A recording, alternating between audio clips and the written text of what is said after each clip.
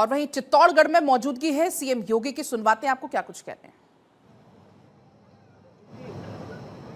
हम लोग आज उत्तर प्रदेश में अगर कुछ कर पा रहे हैं तो तेज इसी राजस्थान का तेज है, यही चित्तौड़गढ़ का तेज है।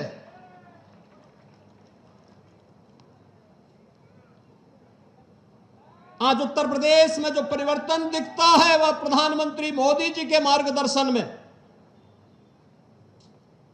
उसके पीछे राजस्थान की इस वीर भूमि का भी योगदान है, क्योंकि मेरे पूज्य दादा गुरु इसी भूमि से गोरखपुर गए थे।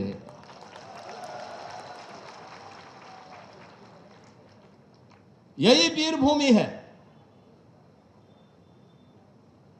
और इसीलिए मुझे लगता है जब भी राजस्थान के, चित्तौड़गढ़ के, मेवाड़ के शौर्य और पराक्रम की बात आती है, यहां के वीरों के शौर्य और पराक्रम की बातें सामने आती हैं, जब वीरांगनाओं के जौहर को हम स्मरण करते हैं और मीराबाई की भक्ति की उस धुन से भारत अभिभूत होता है, तो हम सब उससे एक नई प्रेरणा प्राप्त करते हैं। याद करिए, इस वीर भूमि ने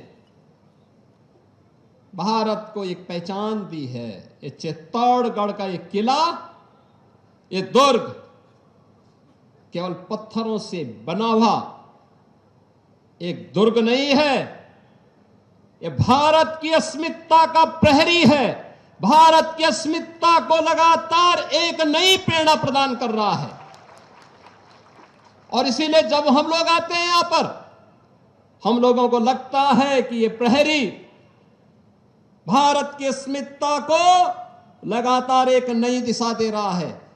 और कौन ऐसा भारतीय होगा, कौन ऐसा सच्चा भारतीय होगा जिसके मन में श्रद्धा का ये भाव इस वीर भूमि के प्रति, यहां के राणाओं के बलिदान के प्रति, राष्ट्र के प्रति, उनके शौर्य और पराक्रम के प्रति उनके मन में ना आता हो। हर भारतीय के मन में जब भी भारत संकट में होता है, जब भी भारत का कोई अभिभावक अपने पुत्र को आगे बढ़ने के लिए प्रेरित करता है, आप देखते होंगे हर भारतीय के मन में तीन नाम अक्सर आते हैं। महाराणा प्रताप का नाम आता है, छत्रपति शिवाजी महाराज का नाम आता है, गुरु गोविंद सिंह जी महाराज का स्मरण आता है।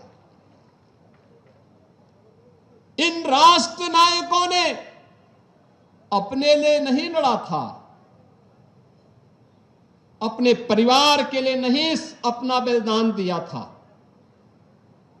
इनका संघर्ष देश के लिए था, धर्म के लिए था। इनका संघर्ष सत्ता के लिए नहीं था। ये सत्ता का संघर्ष नहीं था, साम्राज्य का संकट का भी कोई संघर्ष नहीं था। ये धर्म और अस्मिता का संकट था, भारत की अस्मिता का संकट था, भारत की स्वाधीनता का संघर्ष था। और उस संघर्ष के लिए उन्होंने उस हर चुनौती का सामना किया, चट्टान की तरह उसके सामने खड़े हुए और उसका मुकाबला करके उसको नेस्तनाबूद करने का काम भी किया। और यही कारण है कि हर भारतीय गौरव के साथ कहीं भी आप जाएंगे, भारत के अंदर उत्तर, दक्षिण, पूरब, पश्चिम, सर्वत्र महाराणा प्रताप के बारे में हर व्यक्ति के मन में श्रद्धा का भाव है। दुनिया के अंदर आप जाएंगे, दुनिया के अंदर महाराणा प्रताप के बारे में, महाराणा सांगा के बारे में, महारानी पद्मिनी के बारे में, महाराणा कुंभा के बारे में और बप्पा रावल से प्रारंभ हुई इस परंपरा के बारे में हर भारतीय नमन करता है। कोई संदेह नहीं, कोई संदेह कहीं भी नहीं है, क्योंकि राष्ट्र के प्रति जो भी योगदान देगा उसका स्मरण लंबे समय तक होता है। और इसीलिए हम आज इतिहास को स्मरण नहीं कर रहे हैं, बल्कि इतिहास बनाने वाली धरती का साक्षात्कार कर रहे हैं।